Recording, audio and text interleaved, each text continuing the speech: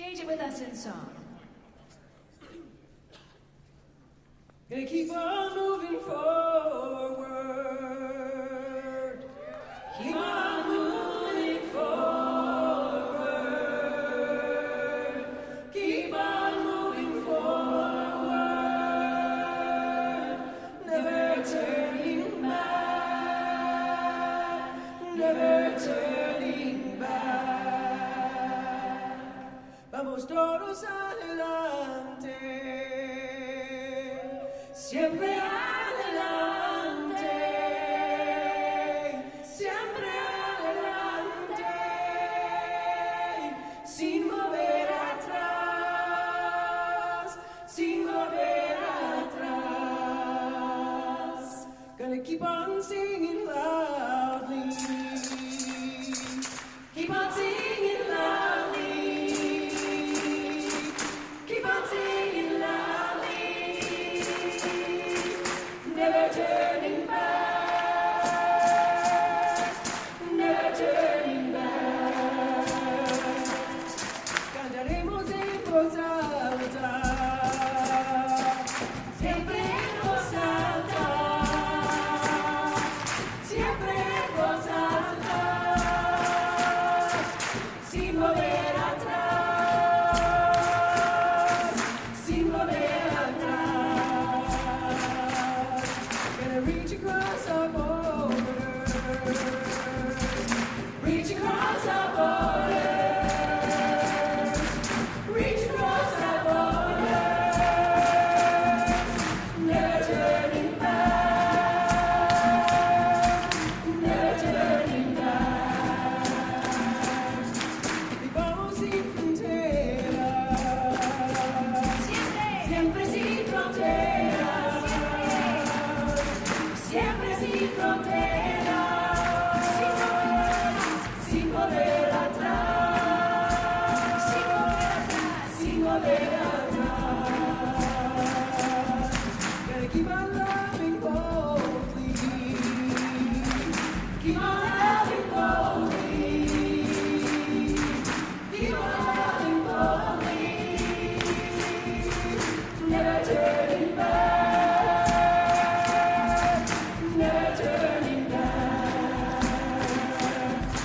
Siempre con pasión, siempre con pasión, siempre con pasión,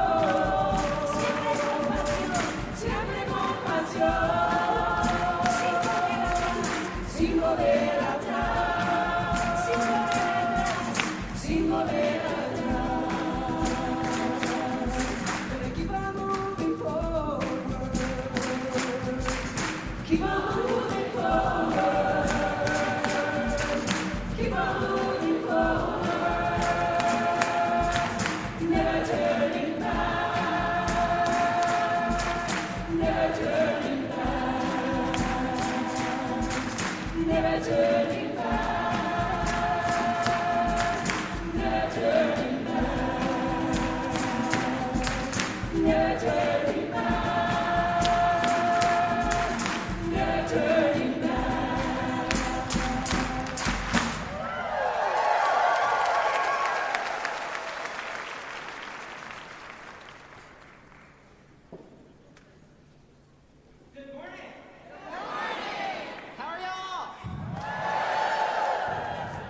It is a blessed day. Today I offer blessing to this land and to our ancestors, to all who live here and all who came before. Here we are. Please say that. Here we are. We are here. We are here. We are here on land we did not create and that no one can really own. We are here. You don't have to quote the whole thing. Just the part I had you practice. We are here. We are here. And then I'm going to say a line, and then you're going to say, we are here. All right, great. Let's try that again. We are here on land we did not create, and that no one can really own. We are here. We are here because generation after generation, people committed to life. We are here. We are here, the product of the sun and the rain and the earth. We are here. We are here, inheritors of the best and the worst that our ancestors had to give us. We are here. Here we are taking responsibility for our world, action by action and word by word. We are here. Here we are, the embodiment of responsibility through that action and that word of thousands upon thousands of lives we will never know. We are here. Here we are, interwoven, a piece of the earth, a piece of the sky, a piece of all of the ancestors that made us into being. And we are the harbingers of those who will call us ancestor. We are here. Here we are, broken and whole, unholy broken, and wholly broken. We are here, and here we are, permeable pieces, interconnected, grateful for the strand of life from the core of the earth to the dust at the edge of the universe, to each and every being around the globe. We are here. May all of our ancestors, from the smallest microbe to the largest ecosystem, live in us and beyond us for now and for generations to come.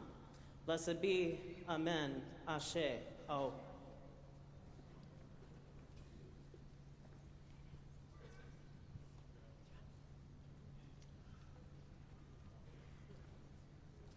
Please rise in body or in spirit and join us in this morning's opening hymn, Morning Has Come.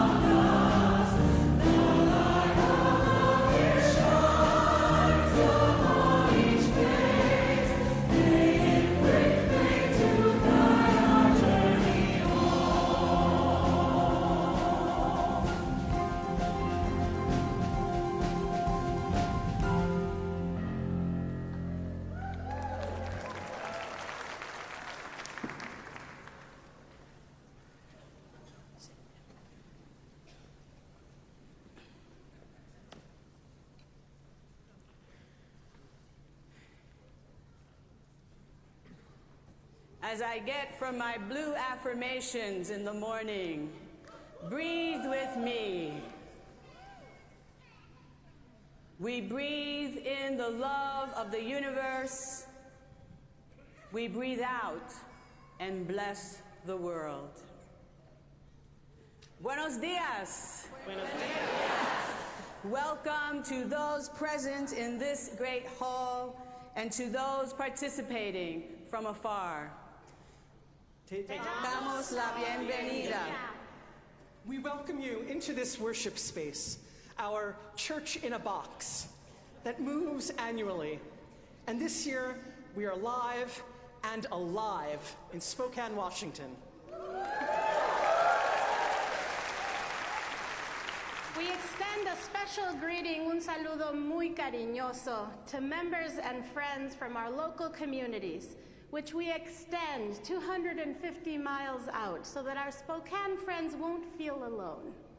We welcome journeyers from our churches and covenanted communities, some of whom have made their way here this morning that we might all worship together.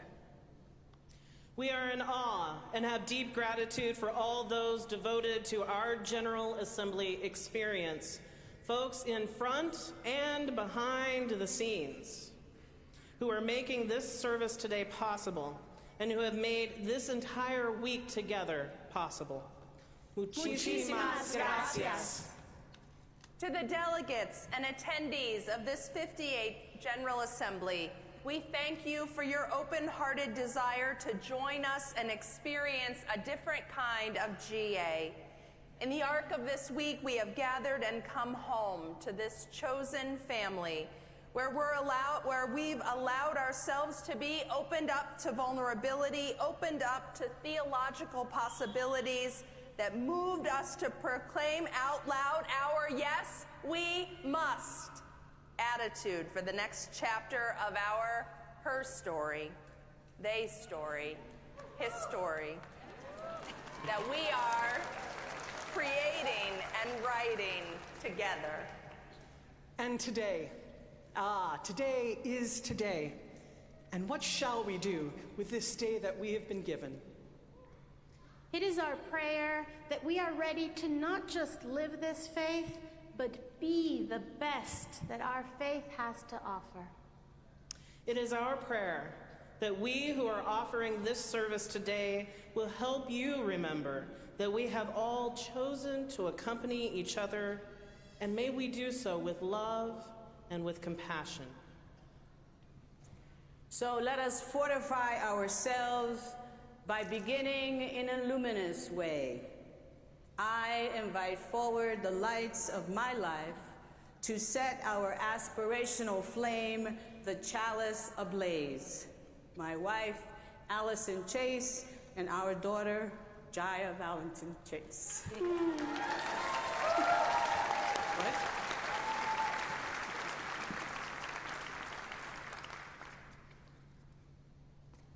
Our aspirational words this morning come from the Reverend Rebecca Savage. We light our flaming chalice as a beloved people, united in love and thirsting for restorative justice.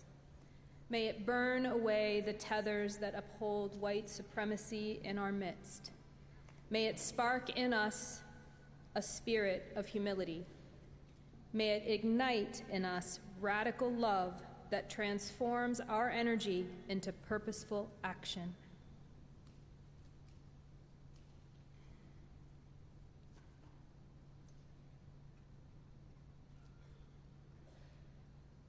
This is a chalice of audacious hope. This chalice shines a light on our shared past, signaling our intentions to listen deeply, reflect wisely, and move boldly towards our highest ideals.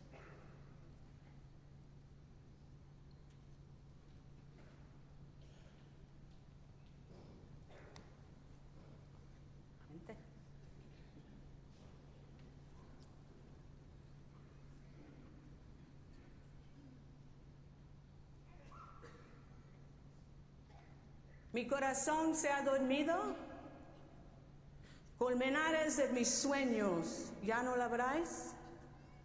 Está seca la noria del pensamiento, los cangilones vacíos, girando, de sombra llenos. No, mi corazón no duerme, está despierto, despierto, ni duerme ni sueña, mira. Los claros ojos abiertos, señas lejanas y escucha a orillas del gran silencio. Has my heart gone to sleep? Have the beehives of my dreams stopped working? The water wheel of the mind run dry, scoops turning empty, only shadow inside? No, my heart is not asleep. It is awake, wide awake. Not asleep, not dreaming. Its eyes are open wide, watching distant signals, listening on the rim of the vast silence.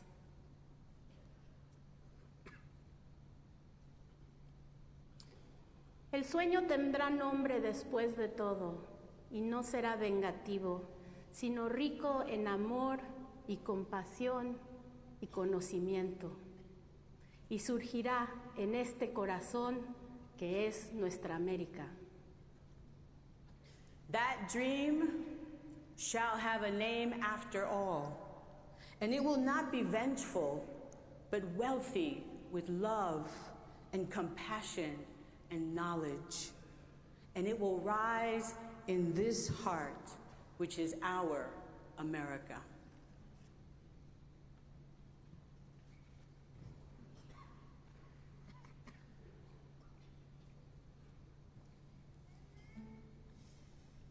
We have blessed the land, honored our ancestors, and centered ourselves within our bodies. We have kindled the flame whose light and warmth guide our way. We have joined our voices into the unique sound of this assembled we, a sound that will never exist again after today, for we shall be changed by this day. Let us now honor those who form this sacred circle with us, those with whom we will share a shining hour of worship. Please turn silently to the people around you and find a way to acknowledge the blessing of their presence. You might smile, or place a hand over your heart, or give a small wave. And if you can, connect with at least one person you don't yet know.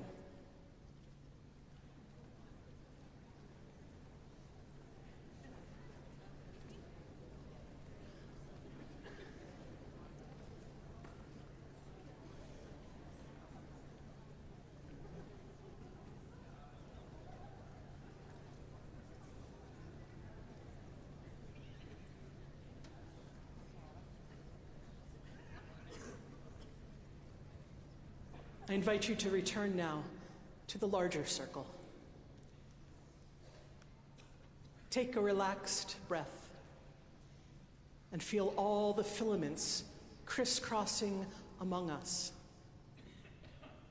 They link us to people we've never met, in places we've never been, across generations we'll never know, yet all of whom share a commitment to justice, compassion, and love.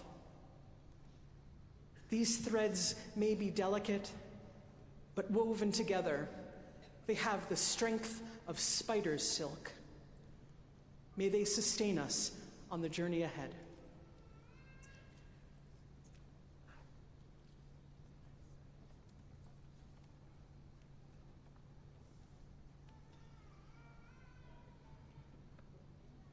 Please rise in bodies and or spirit and join us as we sing. Come and go with me to that land.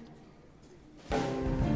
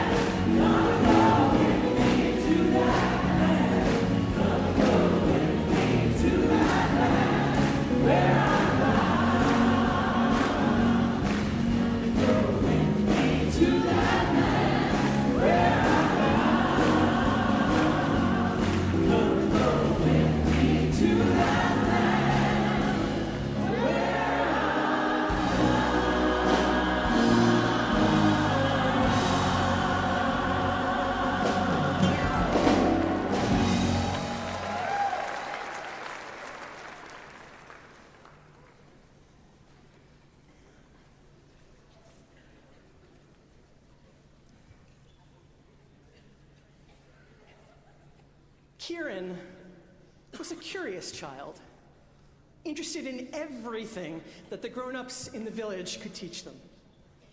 Kieran never missed an opportunity to follow along when Alejandra went fishing, or pop in when Ms. X was fixing her generator, or watch as Salome kneaded the day's bread.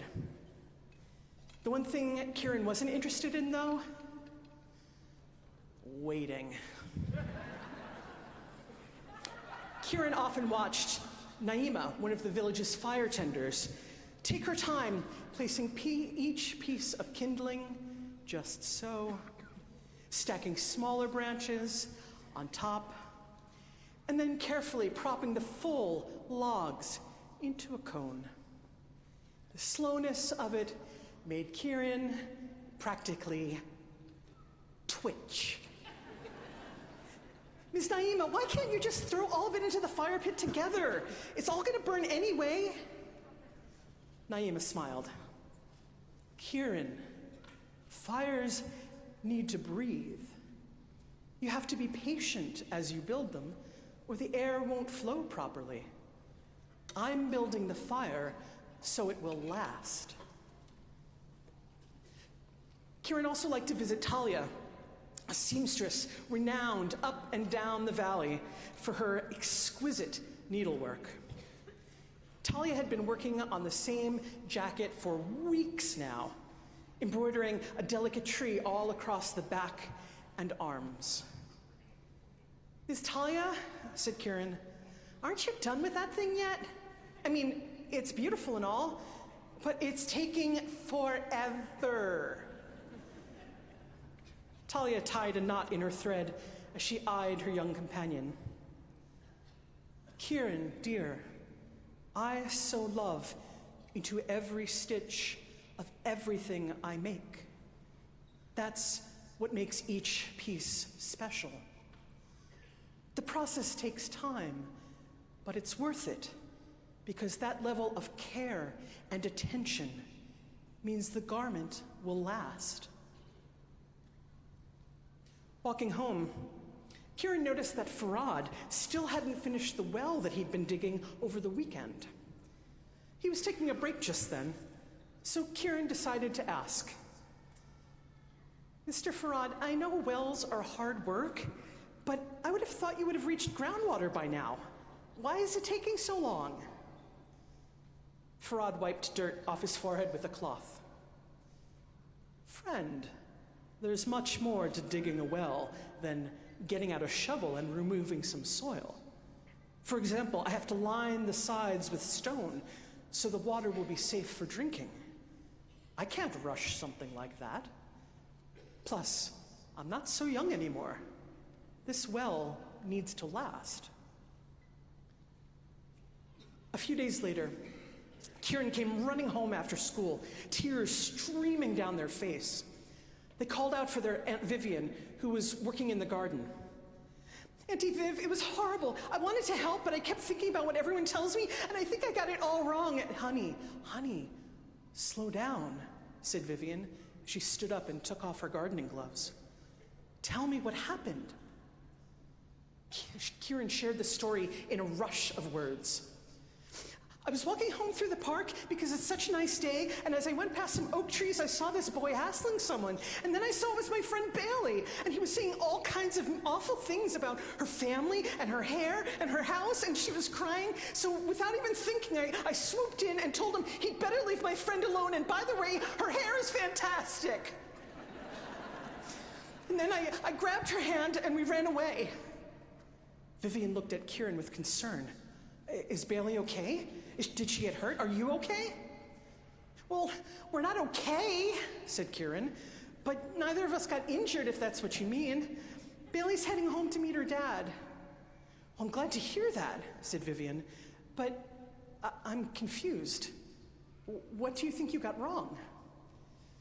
Well, you're always telling me that I should be more patient and wait things out, but I jumped right in instead. I'm sorry, Auntie Viv. Kieran looked miserable. I'm proud of you, said Vivian. Wait, what? Kieran, injustice always deserves a response. You interrupted harm from continuing. Will I still worry when you leap before you look? Of course. But it took courage to defend your friend. Vivian put an arm around Kieran's shoulder. Building justice takes time and care, sweetheart. If we do it right, though, it will be a justice that lasts. Now, help me plant the rest of these seeds. I hear Ms. Naima is coming over after dinner to teach you about building fires.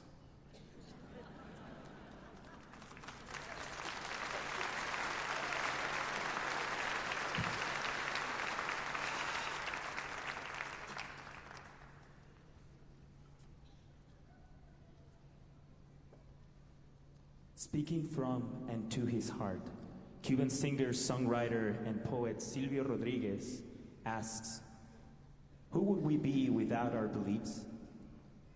Using the image of a hammer and a quarry, he implies there is a purpose for each of us. For what would be the quarry without the hammer? Whether or not you understand Spanish, we invite you to stay present with this song and trust that you will receive what you need.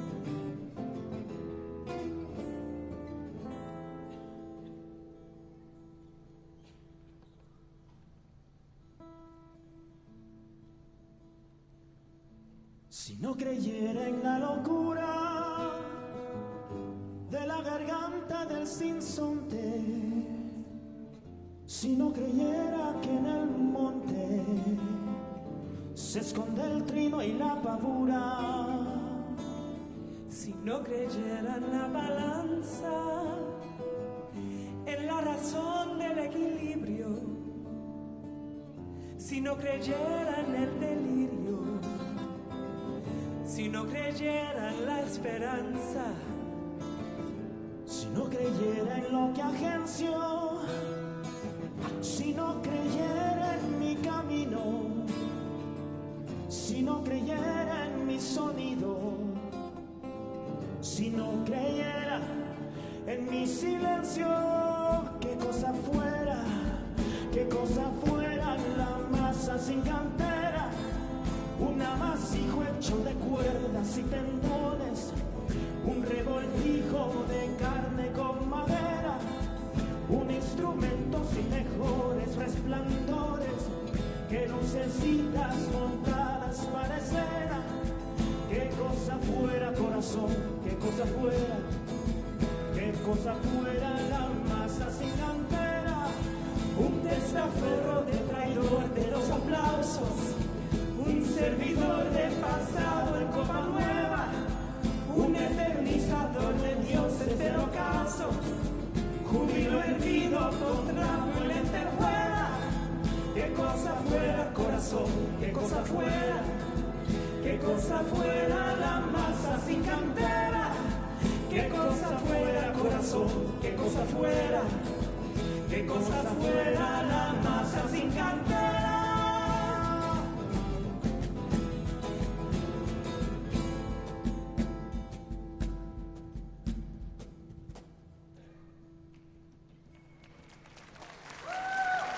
Si no creyera en lo más puro,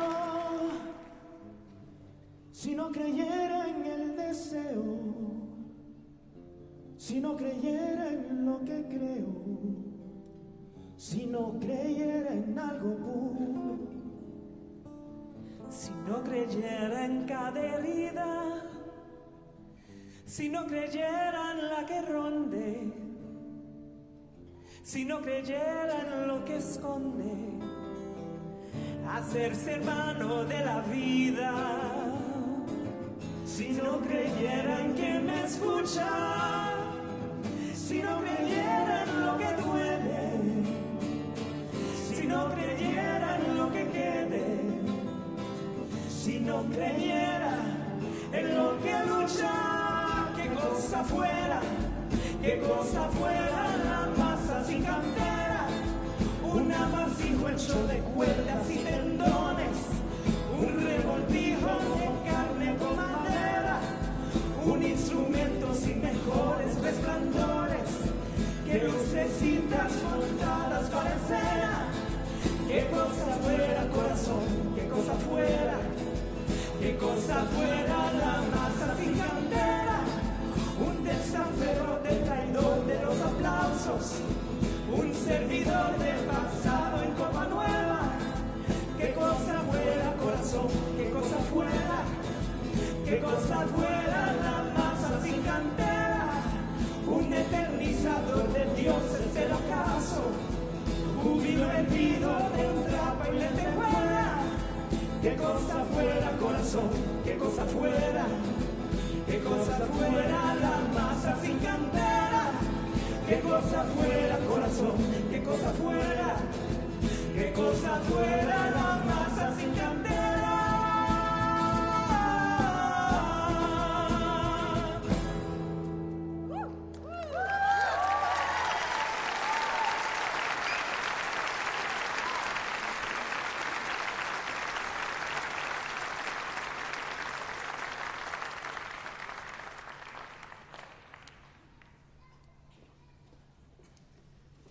Our service offerings are a tradition for us at General Assembly, giving us an opportunity to share our abundance while living out our faith in the community. This year's beneficiary is the Maxi Center, and here to share with you about their life-changing work is its Executive Director Sandra Williams and their Board of Directors.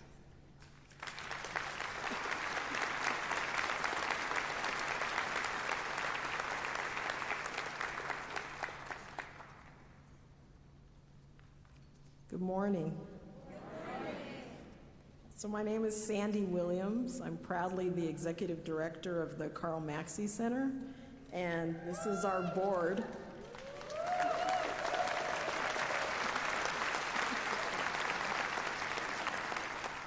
So where you come from, this might not be a big deal, but in Spokane, a board like this is a very big deal.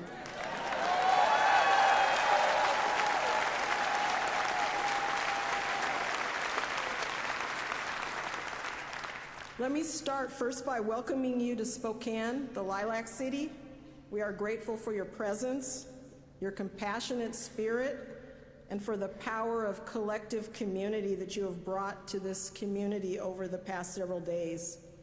I said this on Thursday at the public witness that I don't believe I have ever felt as supported as I have by you this week.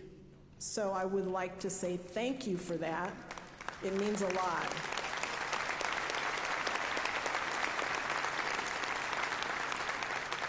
I am here this morning to share the story of the Maxi Center, but first, I want to acknowledge that this land that we are standing on is the ancestral land of the Spokane tribe of Indians, who along with the Coeur d'Alene tribe and the Kalispel tribe of this region are amongst 29 federally recognized tribes in the state of Washington, and this is their land. And I want to first acknowledge that. The Carl Maxi Center was named after Spokane's very first African-American attorney. He was a giant in this community who both literally and figuratively was a champion for racial and social justice at a time when being a champion for racial and social justice was not very popular or very prudent. Carl was also a member of the Spokane Unitarian Universalist Church, who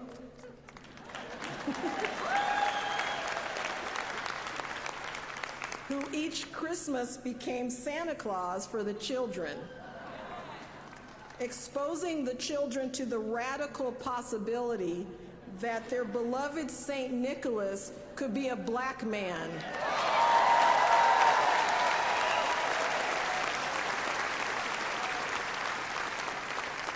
Carl dedicated his life to fighting against discrimination and racism that was bedded into the fabric of this city of Spokane in housing, employment, and public accommodations, sometimes fighting those battles by himself. As a result, Spokane is a much better place. But in the years since Carl's death in 1997, it is evident that Spokane still has a lot of work to do in order to become the inclusive and welcoming city that it imagines itself to be. While black people make up only 2% of the Spokane population, racial disparities exist in almost every category where records are kept. Blacks in Spokane are stopped more, searched more, arrested more, and jailed more.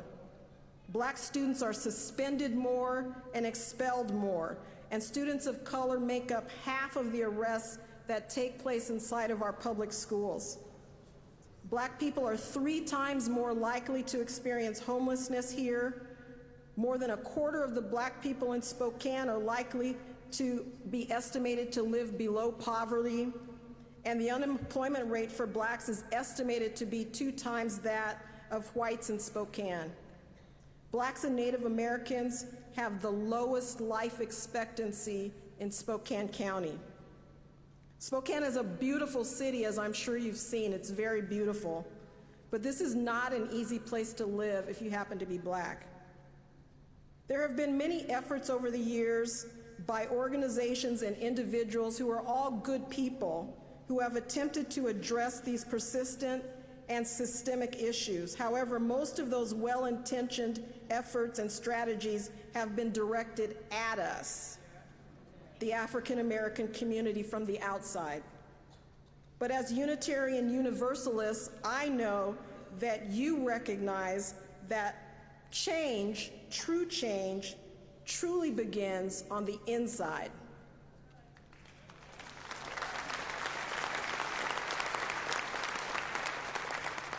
The Carl Maxi Center embodies the power of me because in May of 2018, we, African Americans, sitting around a table eating barbecue, had the audacity to believe that we could change this city by creating our own space that would begin the process of healing our own community from the inside out.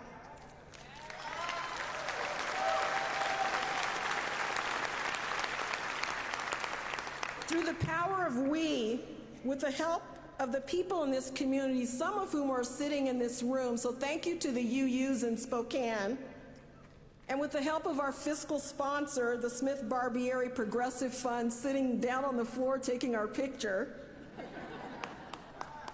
in only 8 weeks, we were able to raise $230,000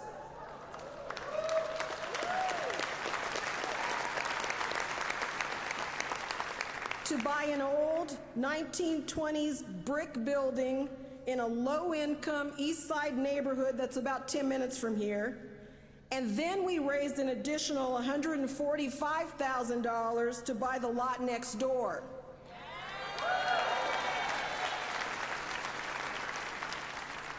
And with the power of me right now, we are in the process of transforming that rundown, abandoned eyesore into a technologically advanced African American cultural center that will touch hearts and minds and souls in this community, and that will not only uplift Spokane's Black community, but will also uplift all of Spokane.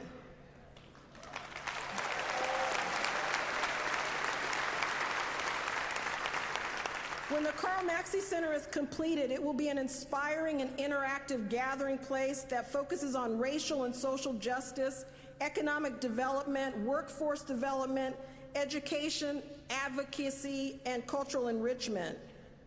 The center will highlight Spokane's rich African American history that dates all the way back to the 1800s.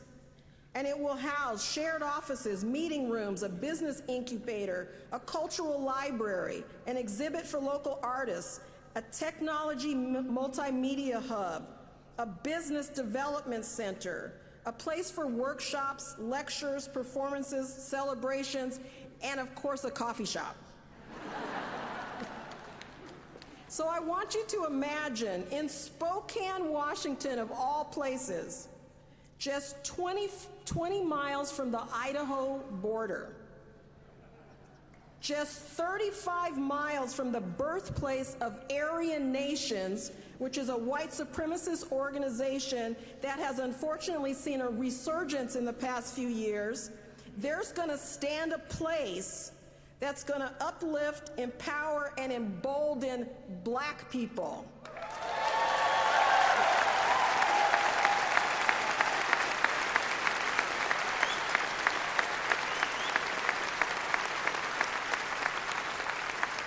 Carl Maxi would be very proud. The Carl Maxi Center will not only be a lasting legacy to the life and work of an incredible man, but the Maxi Center is uniquely positioned to begin the process of organically healing the hurt, pain, and division that have been the result of systemic racism and inequity here in Spokane. Through your generous donations today, we invite you to join with us on what has been a miraculous and extraordinary journey as we come together to create an amazing, unprecedented, and game-changing place in the Spokane community, the Carl Maxi Center. Thank you in advance for your support.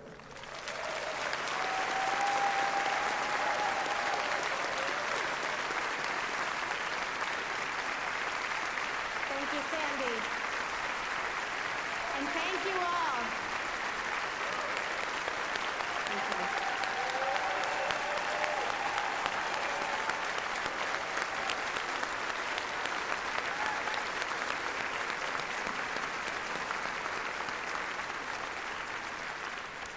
Thank you, visionary leaders, and thank you, Sandy. And thank you all for making your contribution part of our collective response to systemic racism and inequity. You have a variety of options to contribute. You can use the envelopes provided for cash gifts. You can text Maxi, M-A-X-E-Y, to 51555 to donate on your phone with a credit card.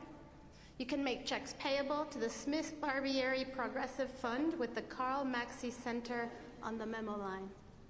Thank you very much for your generous contributions.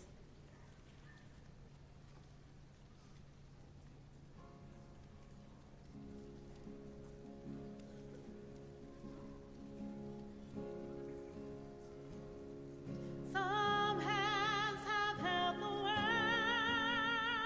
together.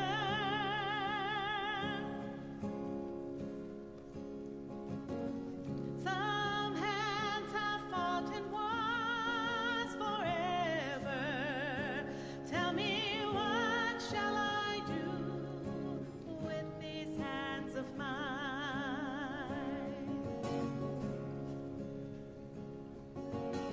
Some hands have blessed a million people. Some hands helped free the world from evil. Tell me, what shall I do with these hands of mine? What shall I do with these hands of mine? What shall I do with these hands of mine?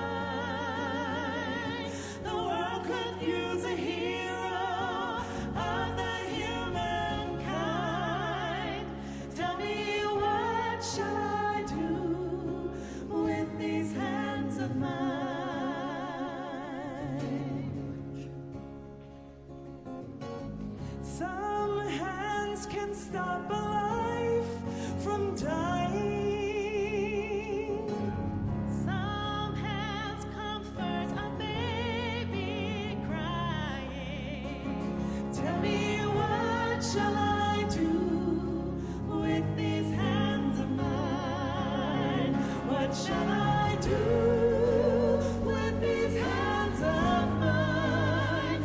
What shall I do with these hands of mine? The world could use a hero of the humankind. Tell me, what shall I do with these hands of mine? I want to sing it from my heart. I want to hear it in the wind till it blows around the earth and comes back again. And all we can ask is for ours to be free, to use them when we want, for whatever the need.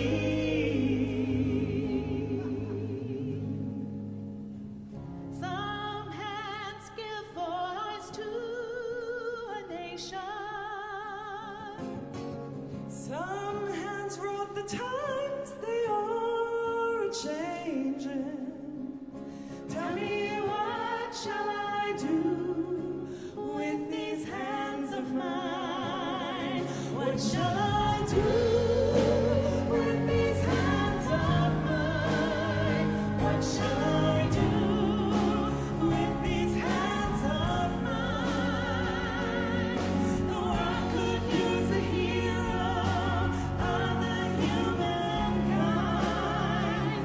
Tell me, what shall I do with these hands of mine? What shall I do with these hands of mine? What shall I do with these hands of mine? The world could use a hero of the humankind. Tell me, what shall I do with these hands of mine? Tell me, what shall I do with these hands of mine?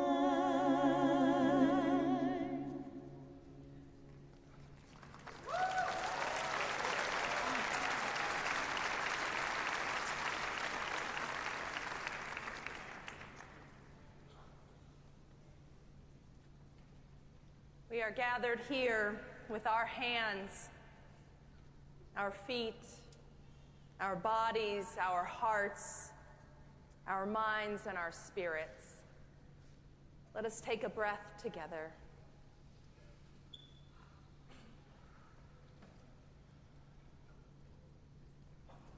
This collective breath reminds us that we are gathered, diverse, unique, individual, and connected, interdependent, gathered as we. We are here with gifts and needs, with joys and heartbreak, with good work that has been done, and more that is before us. Will you join your hearts with me in a moment of prayer and meditation?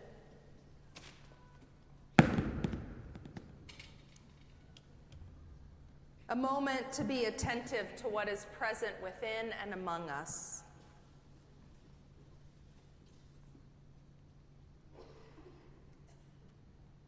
Spirit of life,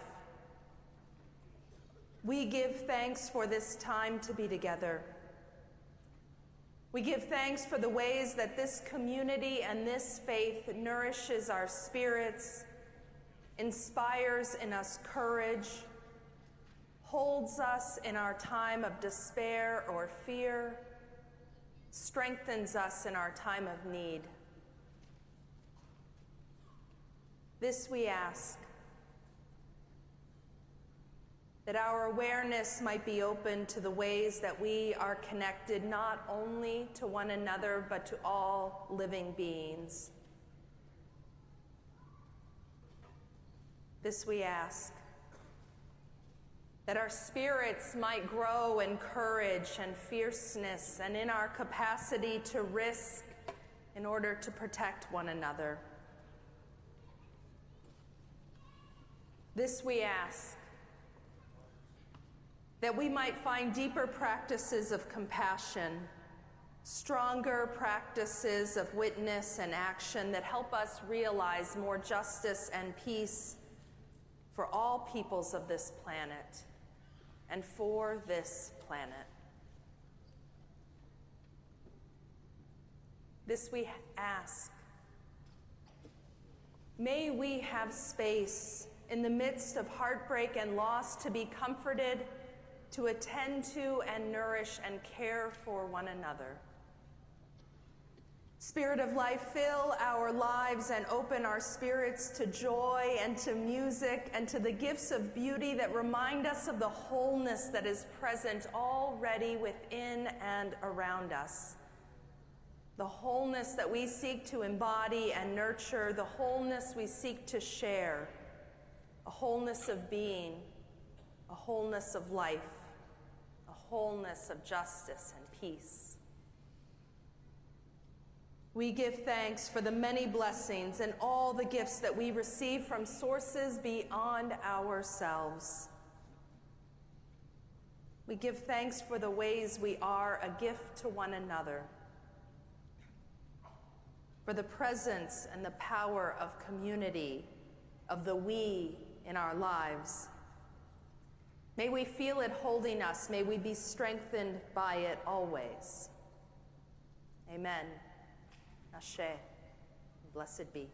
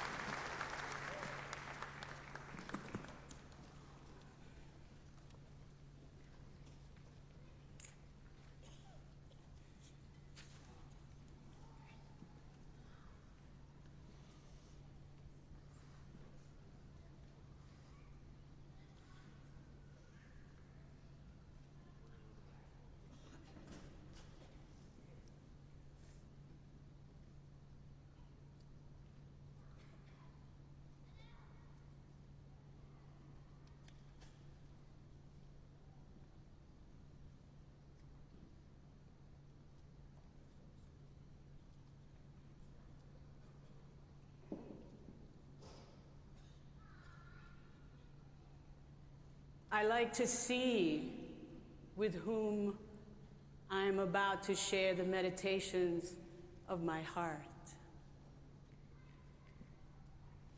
Especially when I want to begin by saying, I love you. I do. Love is a choice. Love is a way of being. So I love you. And here is the truth in that statement. I must love you to choose to remain among you.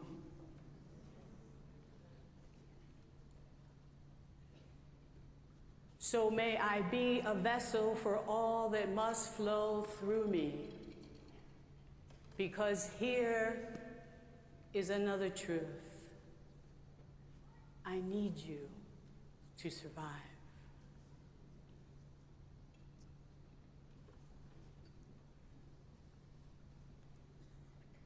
Here ends my sermon.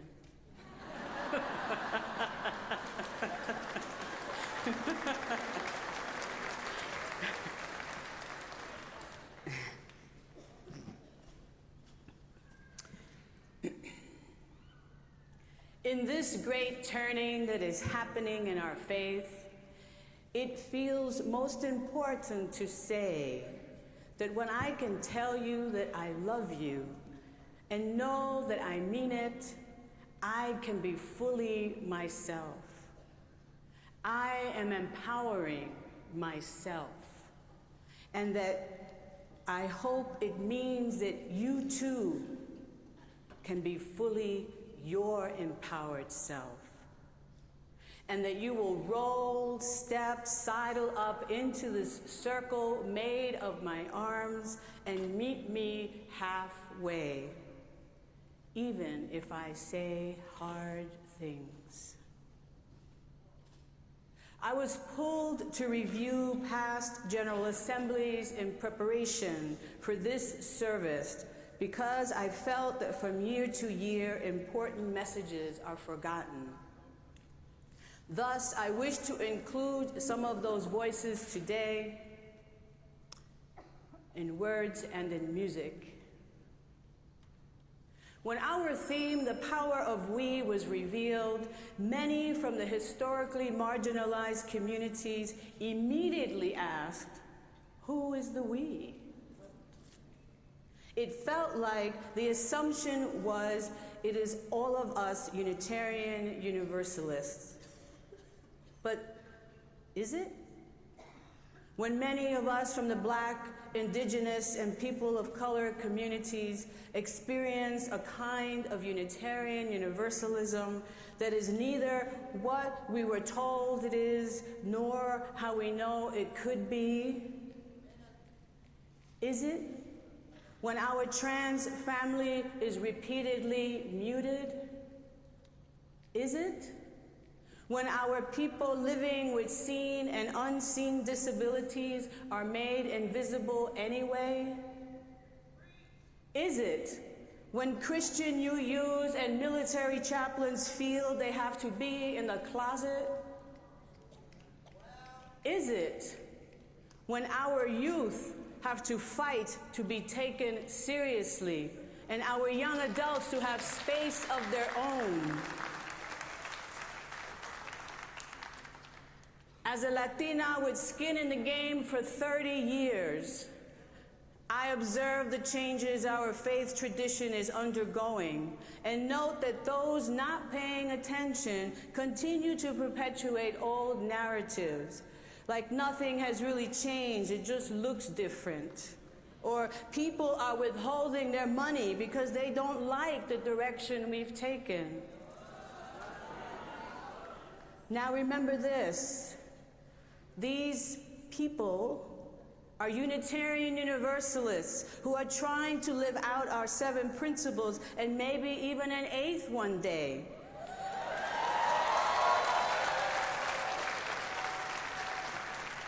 These are not random random people who receive an email from the UUA requesting support. They are included in whatever version of we is being upheld. They are people who love and are loved. They may have taught our youth, taken care of our babies or our sages, whose inability to deal with open conflict has led to more conflict, who refuse to understand how their lack of engaging the work causes microaggressions to spill out of them like unexpected spit in the faces of people who look or talk or act like me, who hang on to the supreme whiteness of being at all costs, and who have not been able to grasp that we are all swimming in poisoned proverbial waters.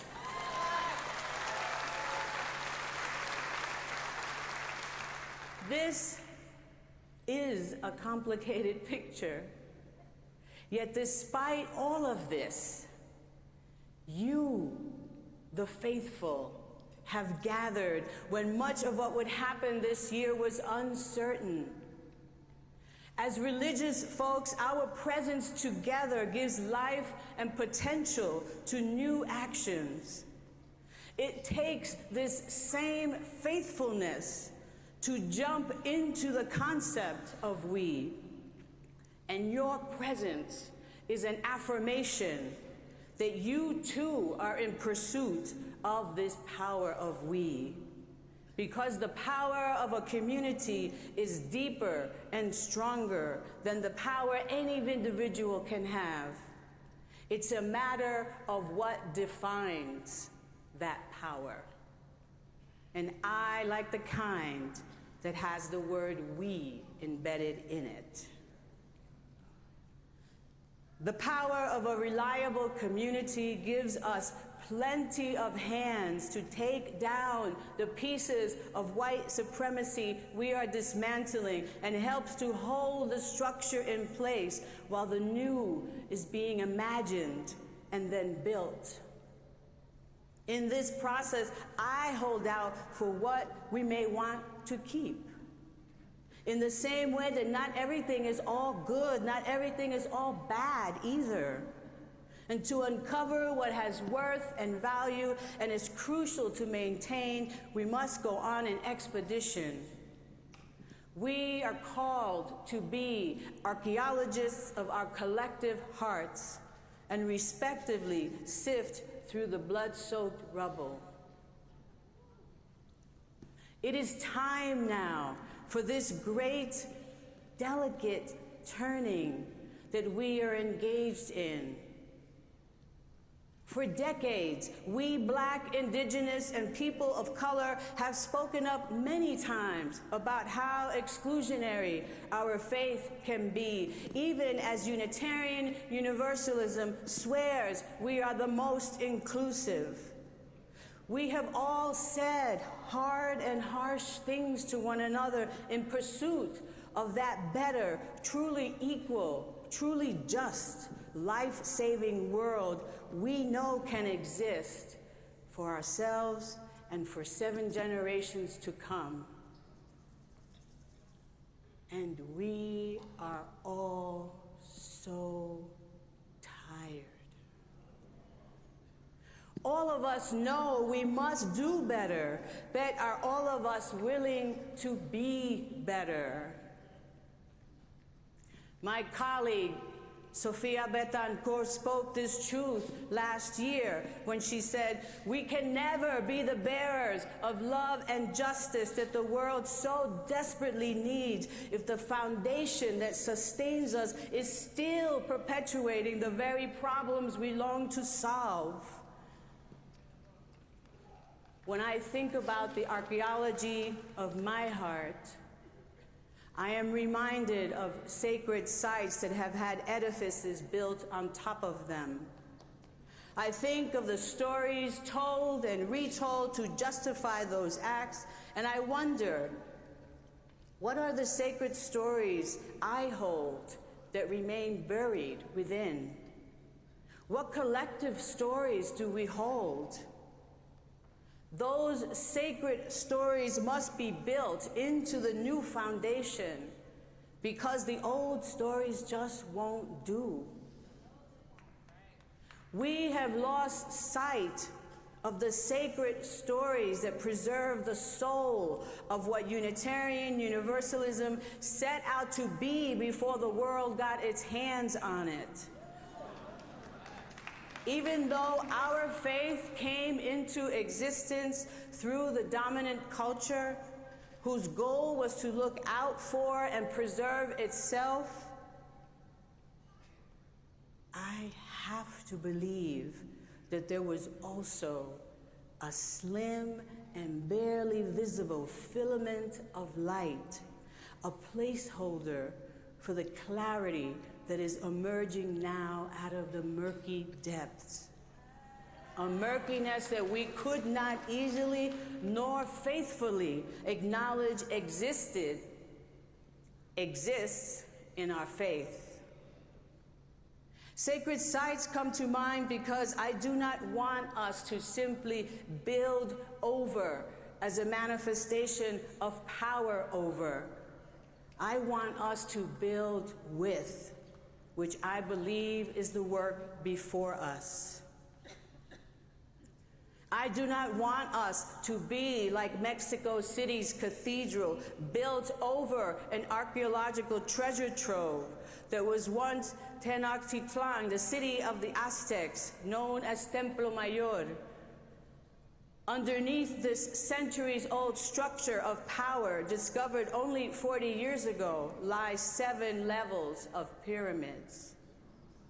And as each dig brings new discovery, clearly there is still so much more to bring to light. When voices rose to be rid of the cathedral and build something new, others countered it was too sacred, and it is hard to dismantle what is sacred. We cannot deny that our beloved faith, our cathedral of sorts, as originally conceived by non-people of color, was built on land not of its own, incorporated rituals and songs not of their making, and came together on 2 as yet unmet aspirations, that we are all one and that all of us would be saved. We can also not deny that the time has come again to acknowledge that the Unitarian, Universalist, Black, Indigenous, and people of color, as well as those from other marginalized communities who have remained among us, are rising through each one of those pyramid levels to reclaim the opportunities taken or hidden from us, demanding our place within those 2 foundational aspirations.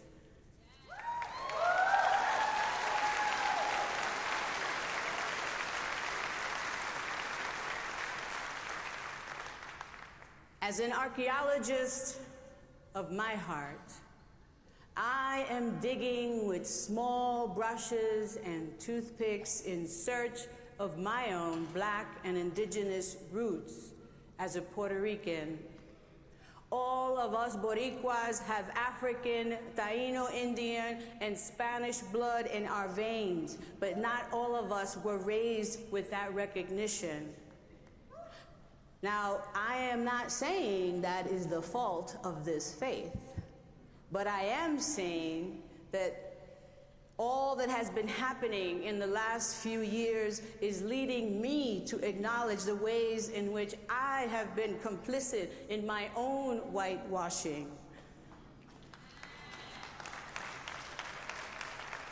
In this turning we have embarked on, there is delicate dismantling work for all of us, because of the sacredness underneath.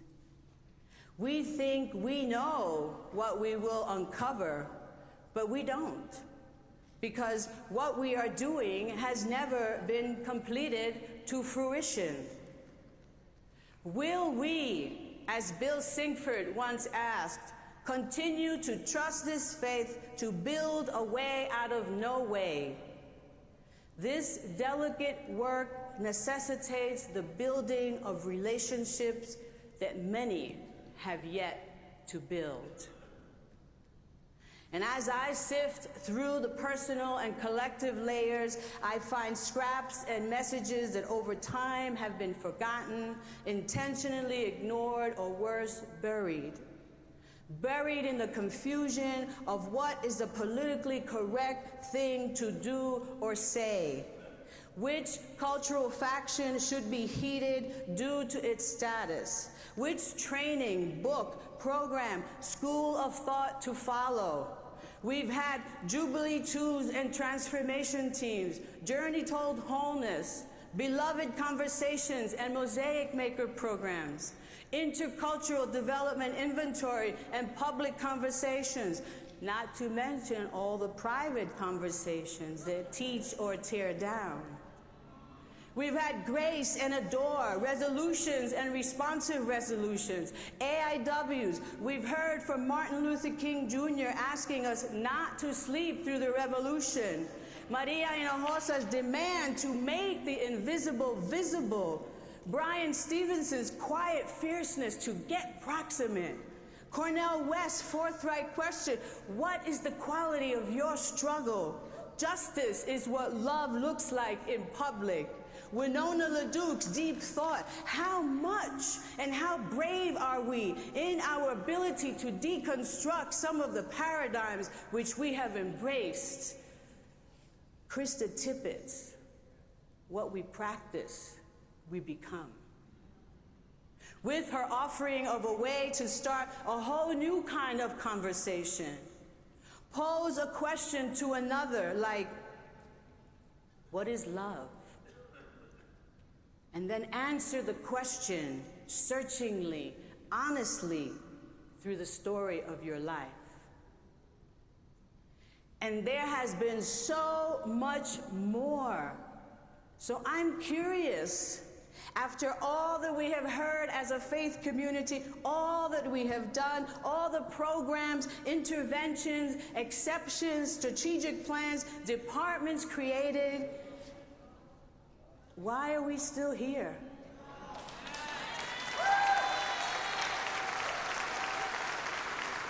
Really, what is holding us back?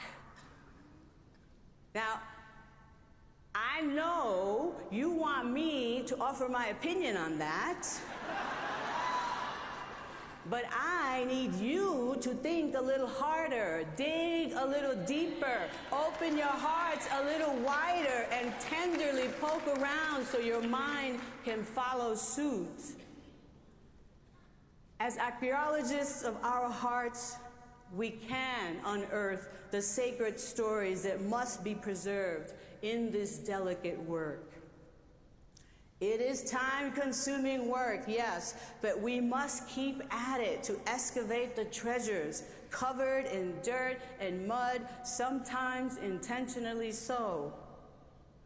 And the work is delicate because the stakes are so high that it is about what deserves to be maintained and who gets to make that decision. What is appropriate to go into the future with us, into the new sacred site we are building? Reverend Susan last year said that this is no time for a casual faith. Indeed, a casual faith will not carry us very far, not even into our own depths. The power of we that is a living community engaged in this delicate work of digging out, dismantling, and rebuilding has us bumping elbows, yes, but hopefully no more than that. Unveiling sacred sites is collective work, and the power of we moves us from the solitary I to the community we, where there is a strong sense of belonging and we work together to the benefit of all. In the we culture, the people are centered. It is impeccably inclusive, and the I exists only in relation to others. Each of us must be strong for the collective to thrive. And at the core, the words we carry are not just ours. They include the voices of our ancestors speaking through and with us. And as this we engages in the delicate work, it is not about the power of tiptoeing.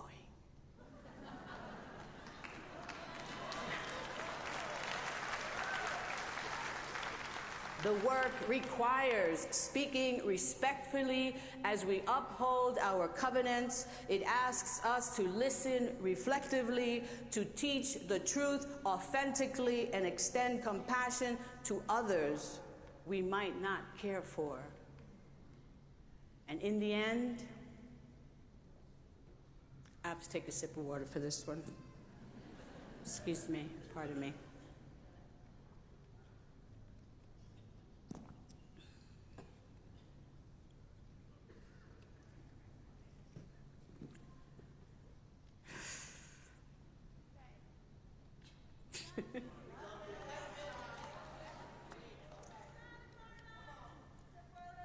It is my Black, Indigenous, and people of color families that I wish to thank for being pillars of strength, tenacity, and fortitude, and for having largesse of heart, for the generosity of soul which has allowed your spirits to pull whatever needs to be pulled out of an already empty hat, because we love this faith.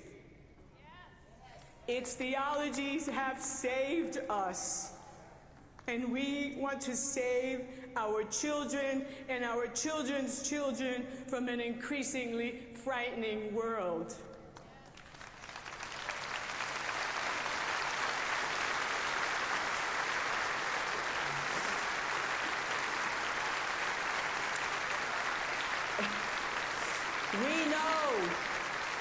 We know our white siblings are being called to pick up this work, and until you all do, we also know we need each other to survive.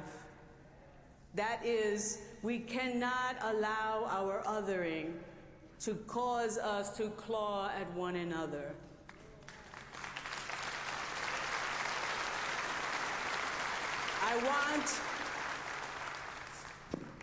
I want to thank us right now for all to hear, for our ability to keep showing up even after we've been insulted, talked down to, overlooked for promotions, unjustly been terminated, had our truths that were courageously spoken trampled on and challenged, had our hearts torn to pieces, shards so tiny we've needed those archaeological brushes and toothpicks to pick each fragment up.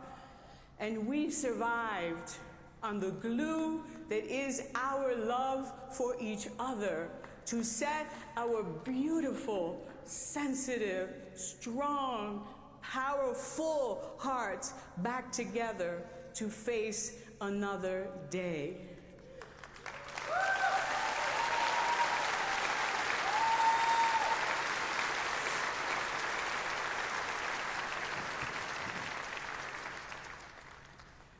We came and fell in love with the Unitarian and Universalist theologies, but clashed with the culture. And hear me when I say, this is not a pity party, but it is to say that we do it all because this faith is ours too.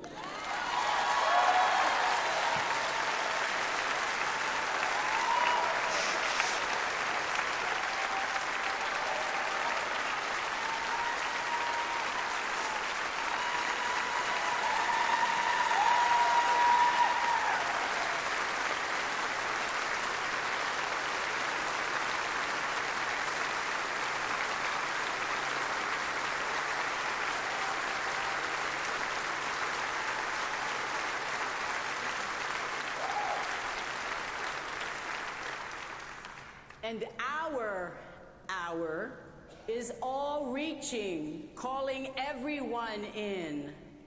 Some of us may not know what it means to live with a disability, but we make sure that those who do not only have a place at the table, but that they can get into the room.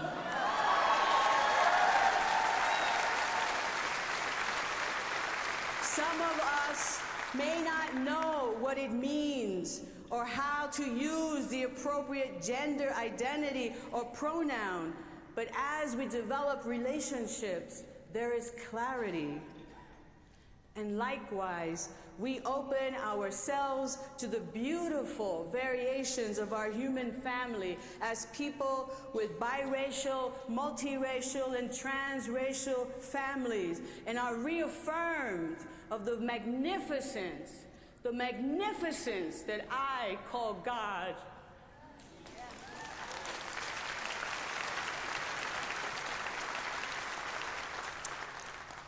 Ubuntu, I am because we are. This is our power of we. And it is time now, because it is an extraordinary time to be alive. And we should all get to be the ones to shepherd this delicate turning with all the love we can muster. This turning that should have happened 50 years ago is our great collective call now.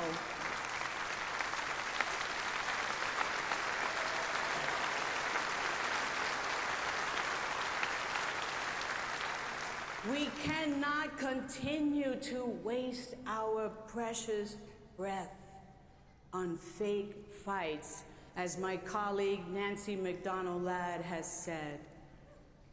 This is not about serving the same old stuff in new cups, as Silvio claimed in his song.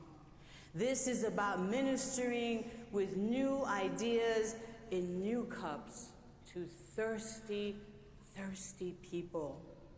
And I don't mean just newcomers who find us. I mean those of us who have been here all along. We have become so thirsty for the faith we know this could be and should be. The presence of all the historically marginalized UUs that has made us open and affirming has added a depth that only we could have 7 pyramids deep. It is time to throw out our exceptional identity and humble ourselves.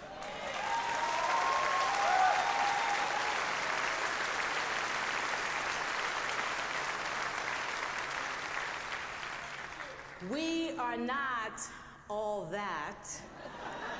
Even as Ibu Patel lauded all the good we've done in the world, we have always done good in the world. It is in our DNA. The question is, are we ready to be better for our own people?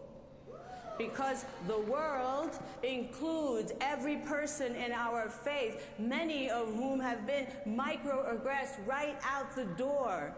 It is the silent revolving door that many do not want to acknowledge aloud. It is time to ask ourselves,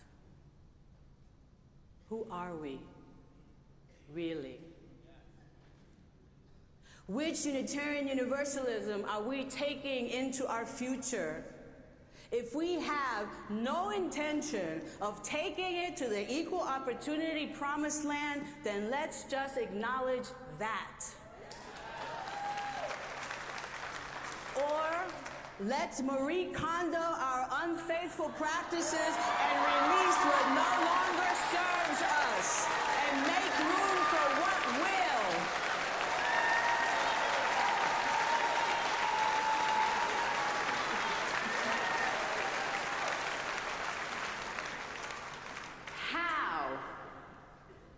Tell me, how can we save the world if we cannot save ourselves?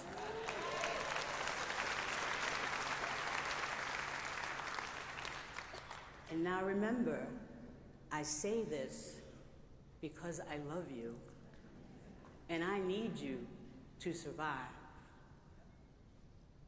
But I also need to say, and I speak only for myself, I am running out of truths to tell and ways of saying them. It is time now to keep this beloved faith from fracturing. Moreover, in this delicate turning, let us remember that before anything, ante todos, somos seres humanos. We are human beings who have chosen to travel together to make a new, more just world together. We must continue to choose each other as companions if we are to accompany one another.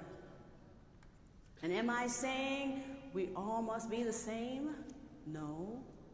Am I saying that power needs to be shared? Yes.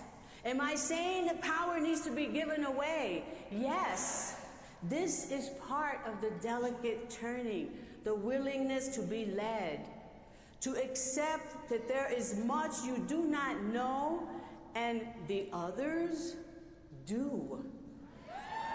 Others whose voices have been kept marginalized and thus silent by even us, exceptional people.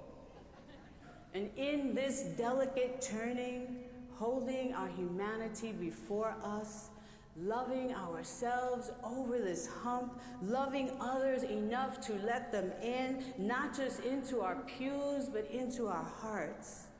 Not just intellectually into our minds, but into our very souls. If we could do that, we can truly call ourselves exceptional.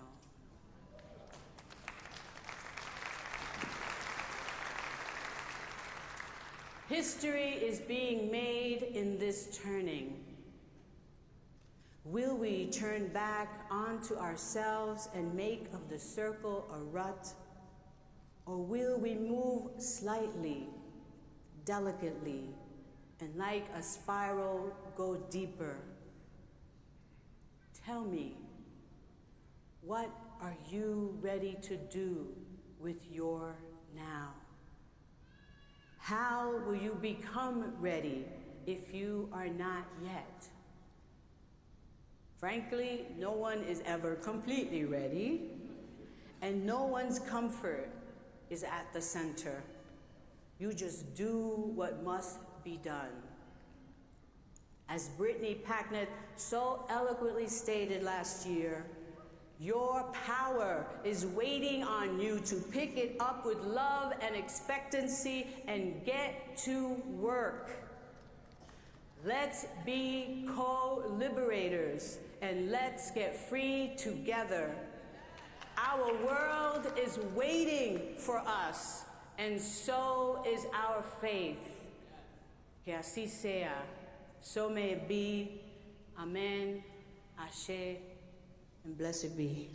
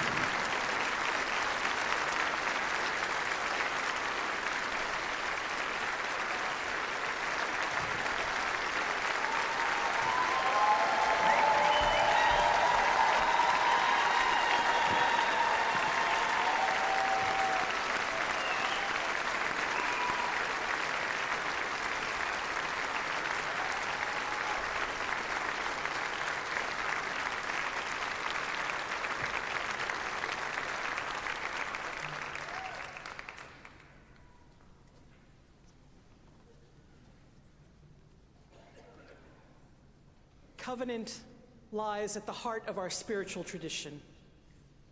We freely choose to gather and regather, to make promises and renew promises to lift each other up and hold each other accountable, that the streams of love might freely flow.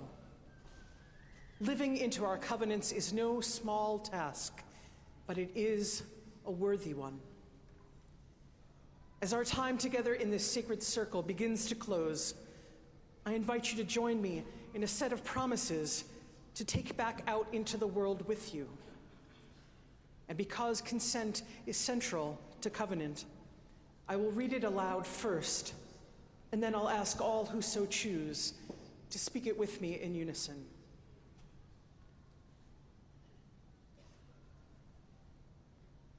We gather not for ourselves alone, but to use our common power to build the beloved community beyond these walls. This is our covenant with each other, to help justice flourish, to practice compassion amidst difference, and to embody transformative love. I invite you now to join me as we read together. We gather not for ourselves alone, but to use our common power to build the beloved community beyond these walls. This is our covenant with each other, to help justice flourish, to practice compassion amidst difference, and to embody transformative love. Thank you. I'd like to invite you to rise in body or in spirit and join us in singing a meditation together. It's Henry Fleury's Open My Heart. The tune might not be familiar to you, so we'll sing it through 4 times together. You can join in anytime you feel ready. After that, we'll repeat the words, open my heart. At that time, feel free to close your eyes, listen, place your hands on yourself in any way that feels good, invent a harmony, listen to a neighbor, listen to your spirit. Open my heart to all that I seek. Let me be part of the love you give. Open my heart to all that I seek.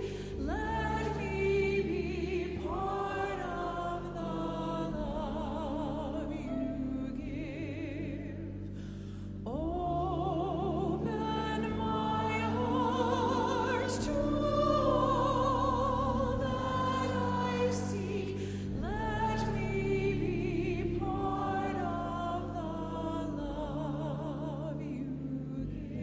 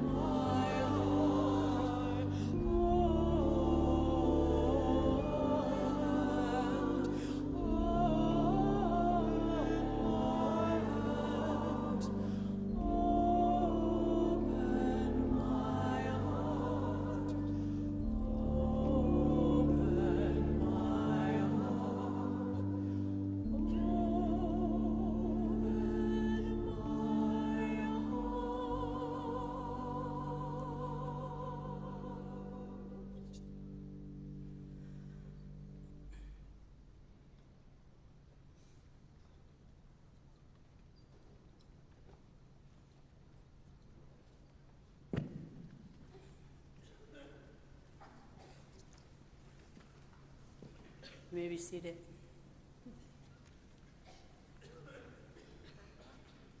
You must answer this question. What will you do with your gifts?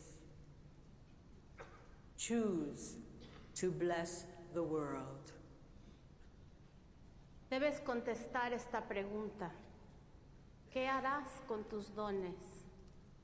Escoge bendecir al mundo. The choice to bless the world is more than an act of will, a moving forward into the world with the intention to do good. It is an act of recognition, a confession of surprise, a grateful acknowledgement that in the midst of a broken world, unspeakable beauty, grace, and mystery abide. There is an embrace of kindness that encompasses all life, even yours. La elección de bendecir al mundo requiere más que la fuerza de voluntad, propulsándonos en el mundo con la intención de hacer bien. Es un acto de reconocimiento, una confesión de sorpresa, un agradecimiento que en este mundo quebrado aún acata la belleza, el misterio, la gracia divina. Hay un abrazo tierno y amable que abarca la vida entera, incluyendo la tuya. And while there is injustice, anesthetization, or evil, there moves a holy disturbance, a benevolent rage, a revolutionary love, protesting, urging, insisting that which is sacred will not be defiled. Those who bless the world live their life as a gesture of thanks for this beauty and this rage. Y a pesar de que hay injusticia, anestesia o maldad, también se mueve una santa perturbación, una rabia benevolente, un amor revolucionario, protestando, instando, insistiendo que lo sagrado no será profanado.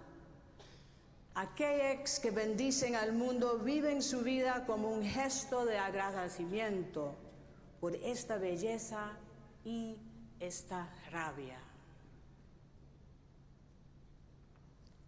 The choice to bless the world can take you into solitude to search for the sources of power and grace, native wisdom, healing, and liberation. La elección de bendecir al mundo puede llevarte a la soledad para buscar el origen del poder y la gracia divina, sabiduría autóctona, sanación y liberación. More, the choice will draw you into community. Aún más, esta elección te entablará en comunidad. The endeavor shared. El esfuerzo compartido. The heritage passed on. El patrimonio transmitido. The companionship of struggle. El acompañamiento en la lucha. The importance of keeping faith. La importancia de mantener la fe. The life of ritual and praise. La vida del ritual y la alabanza. The comfort of human friendship. El consuelo de la amistad humana. The company of earth. La compañía de la tierra. The chorus of life welcoming you.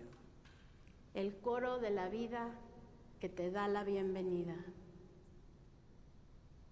Ningún ex de nosotros solex puede salvar al mundo. Juntex, esa es otra posibilidad que nos espera. None of us alone can save the world. Together, that is another possibility waiting. Our worship is ending. Let our service continue to ourselves, to each other, and to the world until we meet again. Amen. Ashe. Blessed be. Bendito sea. Bendito sean.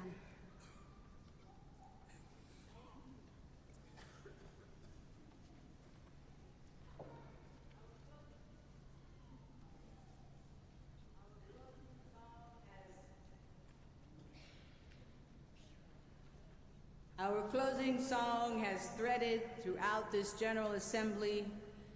At the opening ceremony, it invited us into this present company. It honored our continuity with the past at the service of the living tradition, and now we take it with us into a future where we're called to lead with love.